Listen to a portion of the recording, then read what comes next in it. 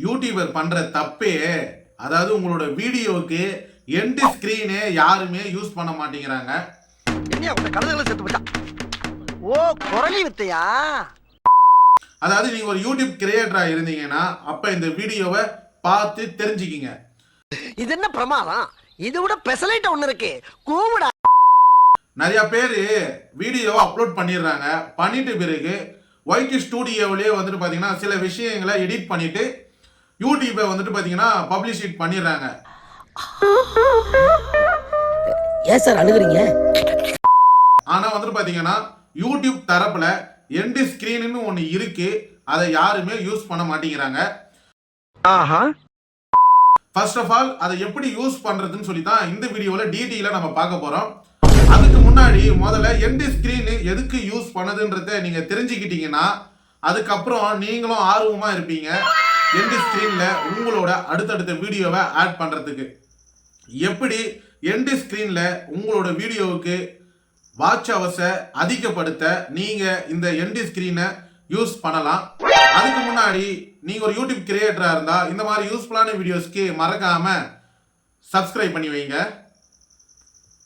End ஸ்கிரீன்னா என்னத்துக்குன்னு பார்த்தீங்கன்னா நல்லா பார்த்துக்குங்க. நீங்க ஒரு வீடியோவை அப்லோட் பண்றீங்க, அந்த வீடியோ ஒரு டுட்டோரியல் வீடியோவா இருந்துச்சுன்னா அடுத்தடுத்த வீடியோஸை வந்துட்டு பார்த்தீங்கன்னா உங்களோட ஆடியன்ஸ் கிட்ட நீங்க காமிக்கணும். ஆனால் உங்க ஆடியன்ஸ் எல்லா வீடியோஸும் தேட மாட்டாங்க. அப்போ இந்த எண்ட் ஸ்கிரீன் யூஸ் ஆகும். உங்க வீடியோவுக்கு கடைசியில அடுத்த வீடியோவை, அதாவது வந்துட்டு பார்ட் 1 இந்த வீடியோ பிளே ஆகுதுன்னா பார்ட் 2 வீடியோ அந்த வீடியோவில் காமிக்கலாம். இல்லை பார்ட் 2 வீடியோவில் நீங்கள் பார்ட் 1 வீடியோ பார்க்கலன்னா பார்ட் 1 வீடியோவை எண்ட் ஸ்க்ரீனுக்கு எண்டில் ஆட் பண்ணியிருக்கேன், நீங்கள் போய் பார்த்து தெரிஞ்சுக்கலாம் அப்படின்ட்டுன்னு நீங்கள் சொல்லலாம் வீடியோவில். அதே மாதிரி வந்துட்டு பார்த்தீங்கன்னா இந்த எண்ட் ஸ்க்ரீனால் வாட்ச் ஹவர்ஸ் இன்க்ரீஸ் ஆகுங்க. உங்களோட ஆடியன்ஸ் ஃபேஸ்புக் சம்மந்தமாக ஒரு வீடியோவை பார்க்குறாங்க, ஆனால் அதே ஃபேஸ்புக் சம்மந்தமாக வேற ஒரு வீடியோ எண்ட் ஸ்க்ரீனில் நீங்கள் ஆட் பண்ணீங்கன்னா சப்போஸ் ஐயோ இந்த வீடியோவை நான் பார்த்து தெரிஞ்சுக்கணுமே அப்படின்ட்டுன்னு உடனே அந்த வீடியோவை பார்க்க ஆரம்பிப்பாங்க. இதனால உங்களோட வாட்ச் ஹவர்ஸ் அந்த டைம் வந்துட்டு அதிகமாகும். இப்போ உங்கள் வீடியோ முடிஞ்சிருச்சிங்க, இதுக்கப்புறம் எண்ட் ஸ்க்ரீனில் ஒரு 20 செகண்ட் நீங்கள் ஒதுக்கிட்டீங்கன்னா ரொம்ப யூஸ்ஃபுல்லாக இருக்கும். உங்களோட அடுத்தடுத்த வீடியோஸோ இல்லை டுட்டோரியல் வீடியோஸோ இல்லை பிளேலிஸ்ட்டோ நீங்கள் மறுபடியும் உங்களோட ஆடியன்ஸுக்கு ஷேர் பண்ணுறதுக்கு. சரி, ஓகே. இப்போ வந்துட்டு பார்த்தீங்கன்னா எண்ட் ஸ்க்ரீன்லாம் பார்த்துட்டோம். நீங்கள் எண்ட் ஸ்க்ரீனில் அதாவது வீடியோவுக்கு எடிட் பண்ணும்போது கடைசியாக 20 செகண்ட் நீங்கள் வீடியோவுக்கு எம்டியாக விடலைன்னா உங்கள் வீடியோ இப்படி தான் ப்ளே ஆகும்.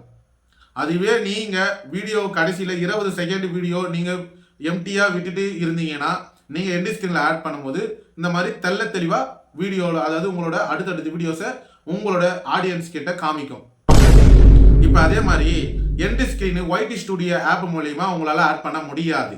அதுக்கு குரோம் பேஜை ஓப்பன் பண்ணி தான் ஆட் பண்ணுற மாதிரி இருக்கும். நான் வந்துட்டு எனக்கு தெரிஞ்ச சில வீடியோக்களை உங்ககிட்ட நான் எப்படி ஆட் பண்ணணும் அப்படின்றத நான் ஷோ பண்ணுறேன் ஸ்க்ரீன் ரெக்கார்டோட, நீங்கள் பார்த்து தெரிஞ்சுக்கிங்க. இப்போ சைடில் ஸ்க்ரீன் ரெக்கார்டு என்னோட மொபைலில் நான் என்னென்ன பண்ணுறேனோ அது அப்படியே உங்களுக்கு ஷோ ஆகும், நீங்கள் டீட்டெயிலாக பார்த்து தெரிஞ்சுக்கலாம். இப்போ குரோம் ப்ரௌசரில் நான் சர்ச் பாரில் www.youtube.studio.com சொல்லி சர்ச் கொடுக்குறேன். சர்ச் கொடுத்தீங்கன்னா இந்த மாதிரி தான் வந்துட்டு பார்த்தீங்கன்னா ஒரு சில, அதாவது உங்களோட அக்கௌண்ட்டை லாகின் பண்ணுறப்போ சில விஷயங்கள் நடக்கும். அப்போ நீங்கள் இங்கே பார்த்தீங்கன்னா ஹிந்தியில் இருக்குது பார்த்தீங்களா, அதை நான் கிளிக் கொடுத்தேன்னா என்னோட அக்கௌண்ட்டு ஓப்பன் ஆகிடும், அதாவது யூடியூப் அக்கௌண்ட்டு ஓப்பன் ஆகிடும். இப்போ வந்துட்டு பார்த்தீங்கன்னா மேலே 3 டாட் இருக்குது பார்த்தீங்களா, அதை கிளிக் கொடுத்தீங்கன்னா டெஸ்க்டாப் சைட் அப்படின்னு சொல்லிட்டு ஒரு ஆப்ஷன் வரும், அதை நீங்கள் ஓப்பன் கொடுத்துங்க.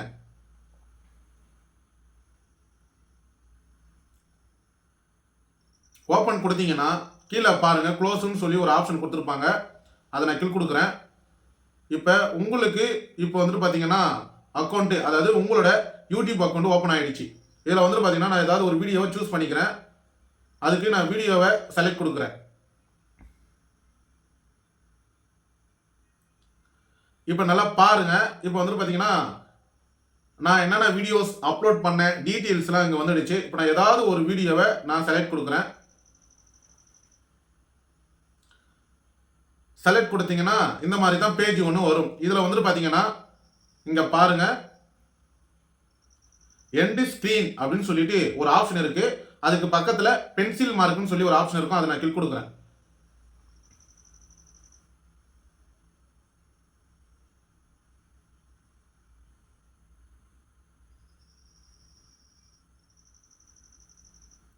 இப்போ வந்துட்டு பாத்தீங்கன்னா எண்ட் ஸ்கிரீனுக்குள்ள வந்துட்டோம். இப்போ நம்ம எப்படி செட் பண்றதுன்னு சொல்லி பார்க்கலாம்.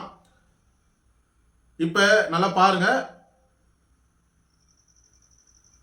எம்டியா இருக்கு. நல்லா உங்களுக்கு வீடியோல பார்த்தா தெரியும், ஒரு பாக்ஸ் மாதிரி போட்டு எம்டியா இருக்கு. இப்போ அந்த 4 மூலையிலையும் தான் நம்ம வந்துட்டு பாத்தீங்கன்னா நம்மளோட வீடியோஸை கொண்டு வர போறோம். எலமெண்ட்னு சொல்லி ஒரு ஆப்ஷன் இருக்கும், அதை நான் கிளிக் கொடுக்குறேன்.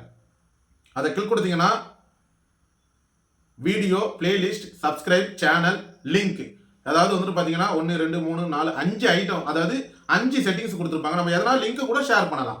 இப்போ நான் வீடியோ எக்ஸாம்பிள் சொல்றேன். வீடியோ கொடுத்துட்டு சூஸ் த ஸ்பெசிபிக் வீடியோ அப்படின்னு சொல்லி ஒரு ஆப்ஷன் இருக்கும், அதை கிளிக் கொடுக்குறேன்.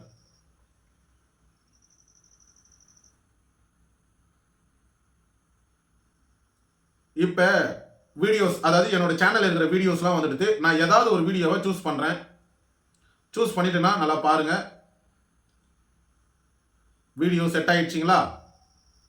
இப்போ அடுத்த வீடியோ திரும்பணும் எலமெண்ட்னு சொல்லி ஒரு ஆப்ஷன் இருக்கு பார்த்தீங்களா, அதை நான் கிளிக் கொடுக்குறேன். திருப்பணும் ஏதாவது ஒரு பிளேலிஸ்ட் ஆட் பண்ணுவோம். வீடியோவை ஆட் பண்ணுறது தெரிஞ்சுக்கிட்டோம். இப்போ பிளேலிஸ்ட்டை கொடுத்துட்றேன். இப்போ பிளேலிஸ்ட் ஒன்று ஆட் ஆயிடுச்சு.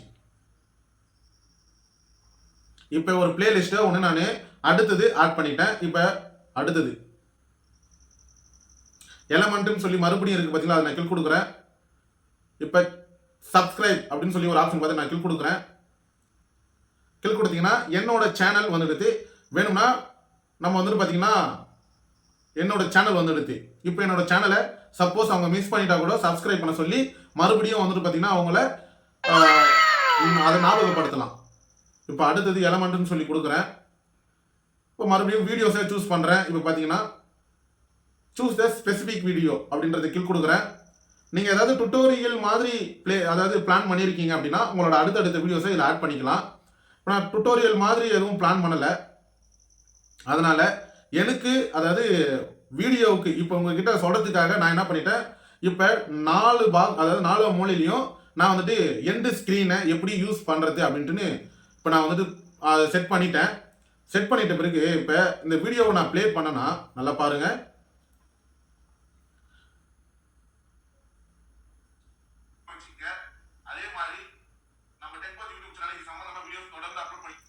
இப்போ நம்ம பேசிட்டு இருக்கும் பொழுது இந்த பிரச்சனை ஒன்று வரும். அதாவது வந்து பார்த்தீங்கன்னா எண்ட் ஸ்க்ரீனை ஆட் பண்ணும்போது 20 செகண்ட், அதாவது நல்லா பாருங்க, ஒரு எடுத்துக்காட்டு உங்ககிட்ட சொல்கிறேன். இந்த ரேஷியோ இருக்குது தெரியுமா, 4:34, இதை -4:54 கூட மைனஸ் பண்ணோம்னா உங்களுக்கு 20 செகண்டு வீடியோ எண்டில் விடுற மாதிரி உங்களுக்கு ஆப்ஷன் காமிக்கும்.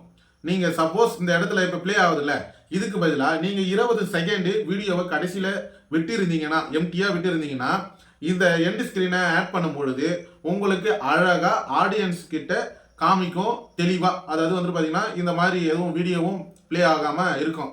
ஆனால் நீங்கள் எண்ட் ஸ்க்ரீனில் நீங்கள் இங்கே இந்த வீடியோ கொடுத்துருக்கேன், இங்கே இந்த வீடியோ கொடுத்துருக்கேன், இங்கே இந்த வீடியோ கொடுத்துருக்கேன், இங்கே இந்த வீடியோ கொடுத்துருக்கேன், பார்த்து தெரிஞ்சுக்கிங்க அப்படின்னு நீங்கள் சொல்கிற மாதிரியா இருந்துச்சுன்னா அப்போ இந்த எண்ட் ஸ்க்ரீனை இங்கேயே வந்துட்டு ஆட் பண்ணிடலாம்.